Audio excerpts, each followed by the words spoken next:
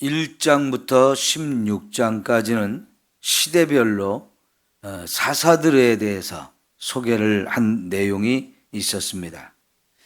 이제 17장부터 마지막 21장까지는요, 이 사사 시대가 어떤 시대였는지를 우리가 좀 더 구체적으로 이해할 수 있는 두 가지 이야기가 소개되고 있습니다.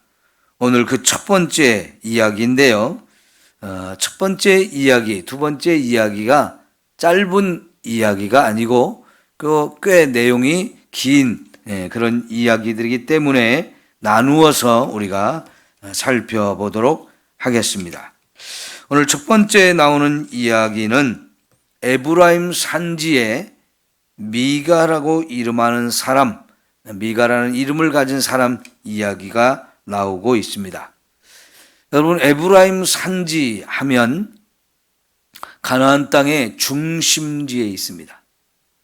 그리고 말 그대로 산지라고 표현이 됐는데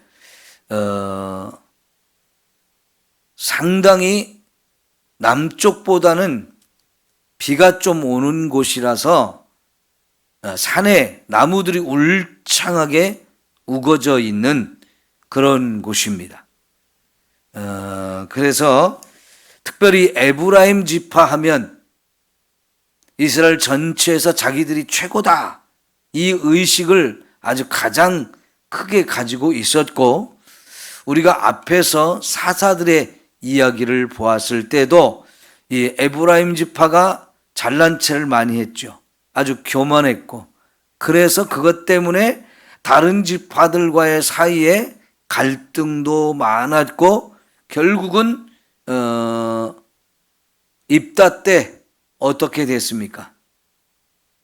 에브라임 지파 4만 2천 명이 죽임을 당하는 아주 심각한 상황이 벌어졌잖아요.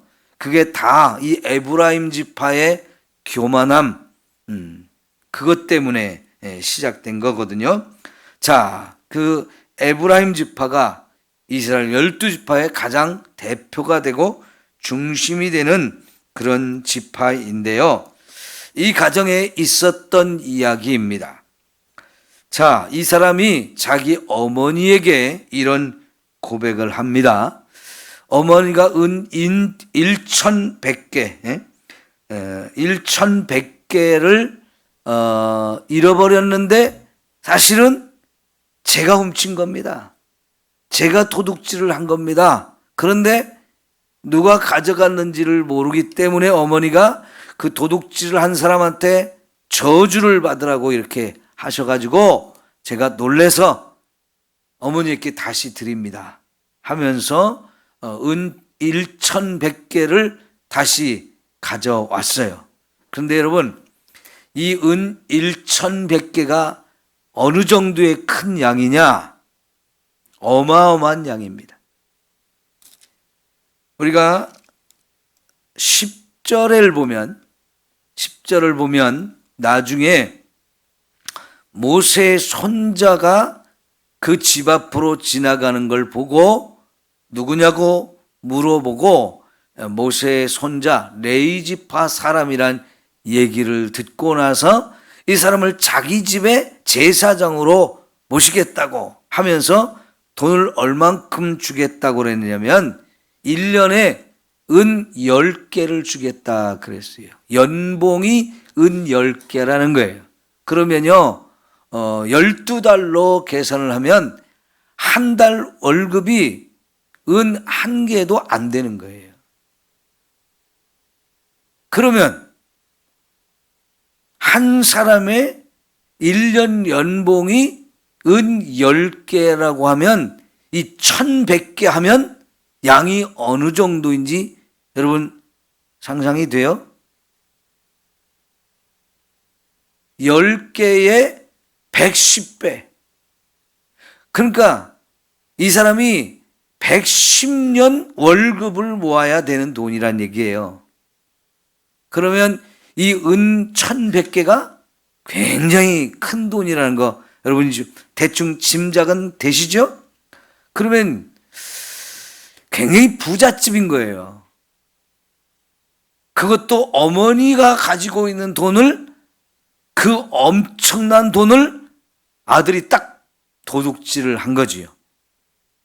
이 큰 돈을 잃어버린 어머니가 생각할 때는 얼마나 놀랬겠어요? 그래가지고 저주를 해버린 거예요. 그 도둑놈 저주를 해버렸어요. 깜짝 놀래가지고 이 아들이 그 저주하는 소리를 듣고 나서 깜짝 놀래, 자기가 저주를 받을까 겁이 나가지고 얼른 고백을 했어요. 이실직고를 한 거지요. 내가 훔쳤다고, 죄송하다고, 잘못했다고 하면서 그 돈을 그대로 가져왔어요. 그랬더니 어머니가 딱 어떻게 바뀌었습니까? 내 아들이 여호와께 복받기를 원한다. 그렇지. 저주가 자기 아들에게 임할까 봐 딱 바꿔가지고 내 아들이 여호와께 복받기를 원한다. 이렇게 선포를 해요. 분명히 자기 어머니가 한 말이 저주와 축복의 말을 했는데, 저주를 하면 그 저주가 임할 것을 알고 무서워하는 거고, 또 그 저주가 임할까 그걸 딱 바꿔가지고 복받기를 원한다라고 이렇게 말이 바뀌는데요. 이들이 말이 얼마나 큰 영향력을 가지고 있는지 알고 있고, 그것도 여호와의 이름으로 했다면 그런 더 무서운 결과가 온다는 것을 알기 때문에 저주했다가 축복을 하는 거죠. 자, 그런데요, 그 다음에 또 벌어지는 상황을 보면 미가가 그 은 1,100개를 어머니에게 도로 주니까 이 어머니가 무슨 짓을 합니까? 내 아들을 위하여 한 신상을 새기며 한 신상을 부어 만들기 위해서 내 손에서 이 은을 여호와께 거룩히 드리노라. 그리고 그러므로 내가 이제 이 은을 내게 도로 주리라 그랬습니다. 자, 이 은 1,100개를 아들로부터 넘겨받자 좋아가지고 내 아들을 위해서 이 돈을 좀 써야 되겠다 해가지고 한 일이 뭡니까? 신상을 하나는 새겨서 만들고 또 하나는 부어서 만들겠다. 그러니까 신상 2개를 만드는 거지요. 은 200개를 따로 구별을 해서 신상을 새겨서 만들고 부어서 만들고 2개를 만들어요. 그런데 말이죠, 그렇게 하면서 그렇게 신상을 만드는 것이 이 은을 여호와께 거룩히 드리는 것이라고 이야기를 하는 거지. 여러분, 여러분의 상식에서 보면 이게 이해가 돼요, 이해가 안 돼요? 여러분이라면 그런 일을 할 수 있어요, 없어요? 도저히 해서는 안 되는 일을 하는 거지요. 전혀 앞뒤가 맞지 않는 이런 생각과 이런 행동을 하는 겁니다. 신상을 만드는데 그것이 여호와께 그걸 드리는 것이라고 말하고 그것이 아들을 위해서 하는 것이라고 말을 하는 겁니다. 그리고 나머지 돈을 아들에게 주어요. 그러니까 아들이 어머니 제가 잘못했는데 이것을 어머니 것이니까 어머니 가지라고 다시 어머니에게 드리죠. 그래가지고 결국은 이것을 가지고 우상을 만들었습니다. 그리고 여러분, 자기 집에 신당을 따로 차리죠. 이 우상을 섬기기 위해서 신당을 따로 만듭니다. 다시 말하면 이 당이라는 말이 신당할 때 당이라는 글자가 집이거든요. 집. 그러니까 신을 위한 그 신이 누굽니까? 여호와인 거예요. 생각에 이거는 여호와의 집이다라고 만드는 거예요. 그 집을 하나 또 마련한 거죠. 신을 섬기고 모시고 섬기기 위한 집을 만들고 그리고 거기 신을 세워놓고 거기에 에봇과 드라빔까지 만들어서 자기 아들 미가의 아들 중에 한 명을 제사장으로 세웠다 하는 겁니다. 자, 여러분, 진짜 너무 회개망측한 일을 하고 있는 거지요? 네? 우리 하나님을 믿는 사람이 생각하면 이거는 너무 회개망측한 거예요. 이게 하나님을 위한 것이라고 하는데 사실은 하나님을 위한 것이 아니라 하나님이 제일 싫어하고 하나님이 금지시킨 일을 서슴없이 마구마구 저지르는 거지요. 여러분, 이 에봇과 드라빔, 에봇은요 우리가 기드온이 만들었던 적이 한 번 있었죠. 그 제사장의 가장 위에 입는 겉옷이에요. 조끼 같은 옷이에요. 그것 제사장만, 그것도 대제사장만 입는 옷이거든요. 일반 제사장은 입는 게 아니고 대제사장만 입을 수 있는 옷이에요. 그런데 그것을 만들어서 자기 아들에게 입혀주고 자기 아들을 제사장으로 세운 거지. 여기 드라빔이라고 나오는 것이 다른 말로 하면 이게 또 하나의 우상인 겁니다. 가정을 위해서, 가정에서 섬기는 신이에요. 여러분, 절에 다니는 사람이나 성당 다니는 사람들 보면 부처를 조그맣게 만들거나 아니면은 마리아를 조그맣게 만든 상들이 있죠? 그런 거를 집에다가 딱 모셔놓고 거기다가 제단처럼 만들어서 거기서 기도를 하고 거기서 불경을 외고 촛불을 켜고 그런 것들을 하거든요. 그죠? 이게 신당을 만들어 놓고 거기서 늘 이렇게 나름대로 섬기고 있는 거예요.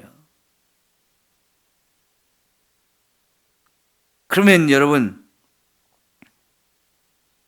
이게 얼마나 회개망측한 일이라고 말씀을 드렸습니까? 왜 이게 회개망측한 겁니까? 내용을 보면 하나님을 위해서 하는 거예요. 하나님의 이름으로 하는 거예요. 근데 그 하나님이 주신 율법의 첫 번째가 뭐예요? 나 외에는 다른 신을 섬기지 말라. 두 번째가 뭡니까? 너희를 위하여 우상을 만들지 말라. 근데 우상을 새기는 것도 안 되고 부어서 만드는 것도 안 되고 하나님이 여러 가지로 그 어떤 것이든지 하나님의 형상을 만들지 말라 그랬습니다. 근데 이런 율법을 아는 걸까요? 모르는 걸까요? 모르는 거지요. 그러니까 지금 이 첫 번째 소개되는 이 이야기는 앞에서 이 사사기 처음 시작할 때 1장, 2장, 3장에서 이스라엘 백성이 그 가나안 땅에 남아있던 가나안 7족속을 전멸시키지 않은 그것과 더불어서 그것 때문에 그 사람들이 섬기던 신들을 받아들이고 그들이 섬기던 신을 섬기게 되는 그런 이야기. 그래서 결국은 하나님이 진노하셔가지고 사방에 이방인들을 불러와서 가나안 백성, 이 이스라엘 백성들을 괴롭게 했던 이야기들이 나오잖아요. 바로 그것을 구체적으로 우리에게 지금 소개해주고 있는 거예요. 그들이 어떤 신을 어떻게 섬기면서 하나님을 진노하게 만들었는지, 영적으로 종교적으로 얼마나 타락해가지고 하나님을 잃어버리고 율법도 잊어버리고 우상을 섬기면서 이렇게 엉망진창이 되어졌는지를 우리에게 구체적으로 보여주고 있는 거지요. 여러분, 이 사람들이 하나님을 알고 있어요? 모르고 있어요? 아니요, 알고 있잖아요. 여호와께 복받기를 원한다. 이것을 여호와께 드리겠다. 하나님을 알기는 아는데 이름만 아는 거예요. 이름만. 그리고 하나님이 주신 말씀은 하나도 몰라요. 그거 하나님을 아는 걸까요? 모르는 걸까요? 그건 전혀 모르는 짓거리지요. 이름만 아는 거, 그거는 하나님을 아는 게 아니지요. 여러분, 정말 우리의 믿음이 제대로 된 믿음이 되려면 하나님이 어떤 분인지를 알아야 돼요. 이게 첫 번째예요. 내가 믿는 하나님이 어떤 하나님이냐? 적어도 우리가 신앙 고백을 하는 사도신경의 첫 번째 한 줄만이라도 알아야 돼요. 거기 뭐라고 그랬습니까? 나는 전능하신 하나님, 우리의 아버지가 되시는 창조주의 하나님을 믿습니다. 전능하사 천지를 창조하신 하나님 아버지를 내가 믿사오며, 이렇게 하나님은 전능하신 분이고, 그래서 그 전능하신 분이 세상을 다 창조하셨고 그 하나님이 나의 아버지가 된다는 이 가장 기본적인 것만이라도 알아야 되는 거잖아요. 그런데 그것도 모르는 거지요. 그냥 하나님 이름만 알고 있는 거예요. 그러면서도 내가 하나님을 알고 있다고, 하나님을 믿고 있다고, 그거는 알맹이가 없는 거지요. 껍데기만 가지고 있는 거지요. 진짜 우리가 이제 하나님을 알려면 어떻게 알아야 됩니까? 내가 공부한다고 해서 하나님을 아는 게 아닙니다. 말씀을 통해서 하나님을 알게 되는 거예요. 하나님이 어떤 분인지를 하나님이 직접 우리에게 가르쳐 주신 것이 성경 속에 들어있고, 그리고 그 하나님께서 우리에게 어떻게 살아야 되는지를 가르쳐 준 이 말씀을 알아. 그리고 그 말씀대로 살 때 이게 진짜 하나님을 믿는 거잖아요. 그런데 대표적인 에브라임 지파 사람이 이렇게 하나님과 전혀 상관도 없고 하나님이 오히려 제일 싫어하시고 진노하실 수밖에 없는 그런 짓을 하면서 살고 있어요. 이게 바로 그들이 말씀을 전혀 모르고 있다는 증거입니다. 우리가 여호수아서를 끝날 때 하고 이 사사기를 처음 시작할 부분에서 똑같이 나오는 부분이 뭐였냐면, 여호수아와 그 시대의 장로들과 그 시대의 사람들이 살아있을 때는 하나님을 제대로 잘 섬겼다는 거죠. 그런데 그들이 죽고 난 다음에 그 다음 세대들은 어땠다고 그랬어요? 하나님을 모른다는 거였어요. 왜요? 부모가 자녀들에게 가르치는 것을 실패했기 때문인 거지요. 그래서요, 오늘 이 어머니가 아들 그리고 그 손자에게 하는 짓거리를 보세요. 어머니가 아들한테 제대로 된 신앙적인 행동을 하고 신앙을 가르쳐 주는 겁니까? 하나님을 믿게 하는 겁니까? 너무나 타락한 잘못된 것을 가르치고 있는데, 어머니가 자기 아들한테도 그러지만 그 아들이 또 손자한테 하는 짓도 똑같이 신앙적으로 전혀 잘못된 행동을 하잖아요. 신앙이 전혀 전수되지 않고 있어요. 잘못된 신앙으로 인도하고 있어요. 너무나 엉터리죠. 그리고 여기서 이제 심각한 문제가 뭐냐면, 제사장을 함부로 세우는 거예요. 여러분, 제사장 아무나 할 수 있는 게 아니잖아요. 하나님이 레위 지파 가운데에서도 누구만 제사장이 될 수 있어요? 아론의 집안, 아론과 그의 아들들, 그의 손자들이 대를 이어서 그 사람들만 하는 것으로 하나님이 딱 정해놨어요. 그런데 자기 아들 에브라임 지파 사람이 자기 아들을 중에 한 사람을 제사장으로 세운단 말이죠. 이 제사장 제도가 완전히 깨어진단 말이죠.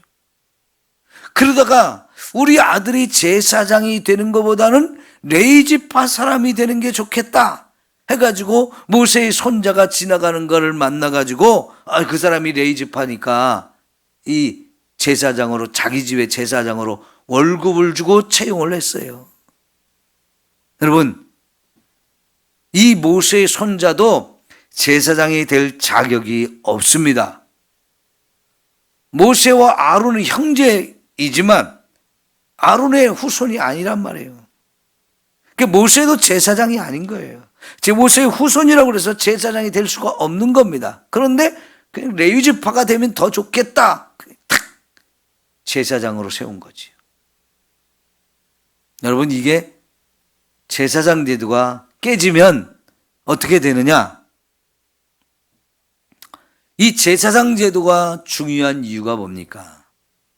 이 제도가 예수님에게까지 연결이 되어지기 때문에 그런 거예요.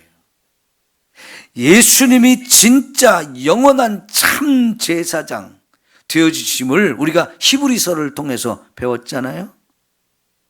그냥 아무나, 너도 나도 아무나 제사장이 되어지면 결국은 예수 그리스도만이 이 유일하고 영원하고 완벽한 대제사장이 된다는 사실들을 짓밟아 버리는 것이 되어져요. 그래서 이 시대에 제사장들이 엉터리가 되어지고 다 이 제사 제도가 무너지는 것. 그러면 제사장을 그렇게 함부로 세워가지고 자기 집에서 이렇게 제사를 드리면 제사 제도도 완전히 깨어지는 거지요. 여러분, 이 당시에 하나님의 집 성막은 어디에 있었을까요? 실로라는 곳에 있었어요. 실로. 이 실로는 이 에브라임 지파의 땅이 하나 있어요. 그러니까 이 사람 미가의 집에서 그렇게 멀지 않은 곳에 진짜 하나님의 집 성막이 있는데 자기 집에 따로 성막을 이렇게 하나님의 집을 세운 거지요. 여러분, 하나님은 가나안 땅에 들어갔을 때 우리가 예배드릴 곳은 딱 한 곳밖에 없다 그랬어요.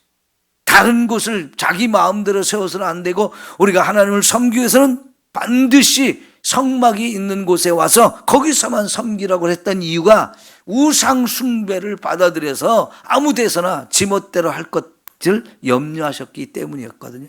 그러니까 모든 신앙적인 것들이, 가장 중요한 것들이 다 무너진 거예요. 하나님 말씀도 없지요. 하나님도 모르지요. 제사장 제도도 그냥 다 허물어 버리는 거지요. 제사 제도도 허물어 버리죠. 하나님의 집도 무시해 버리는 거죠.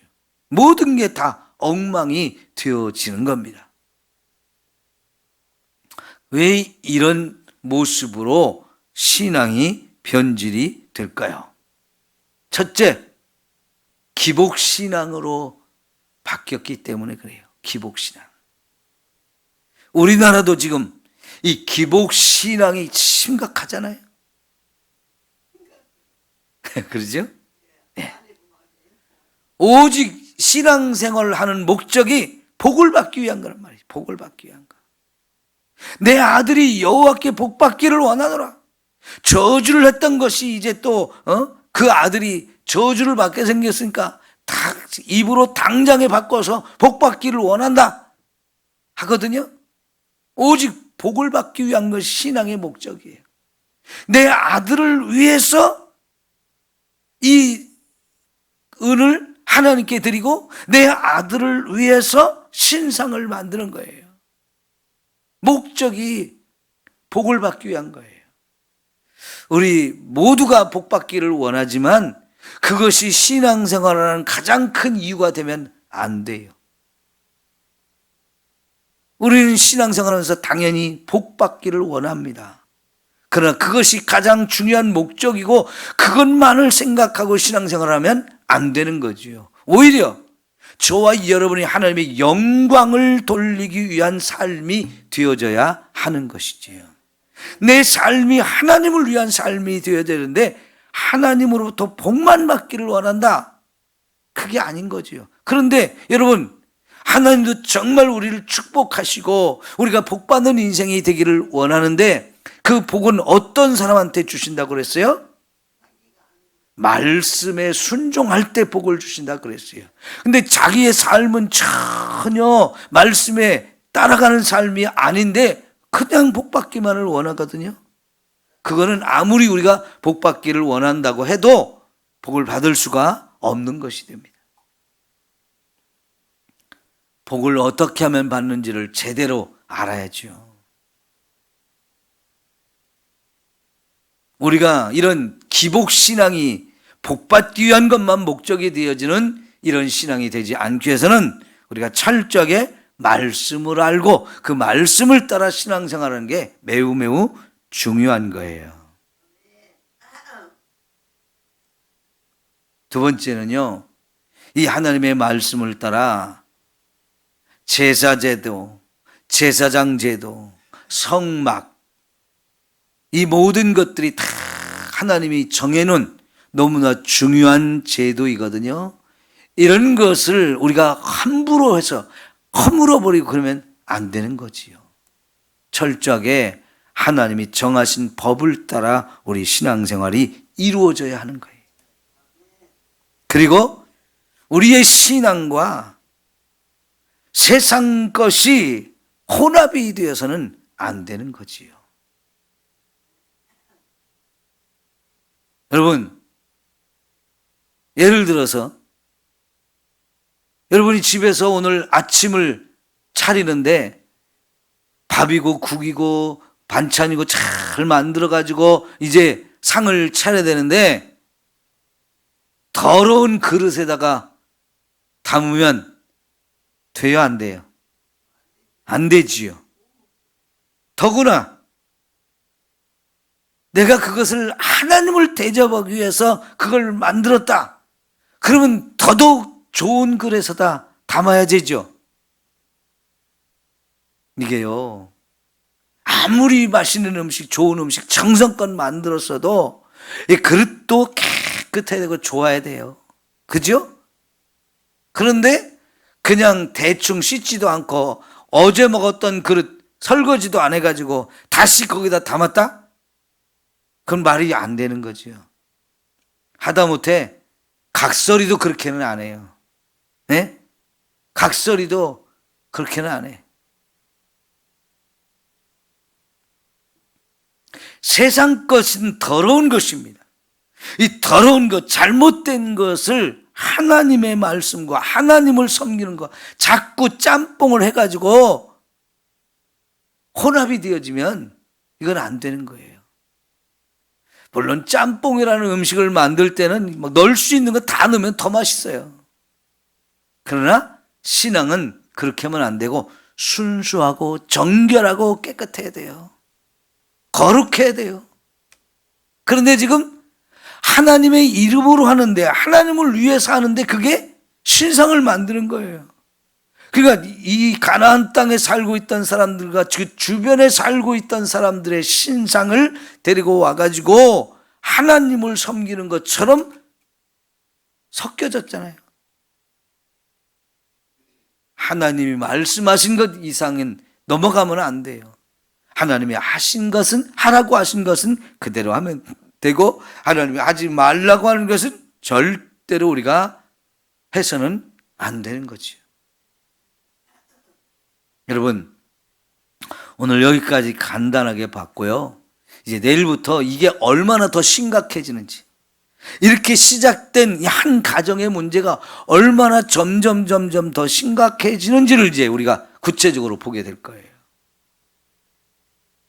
오늘 우리들의 신앙을 좀 잘 점검해서 항상 바르게 신앙생활할 수 있기를 축원합니다.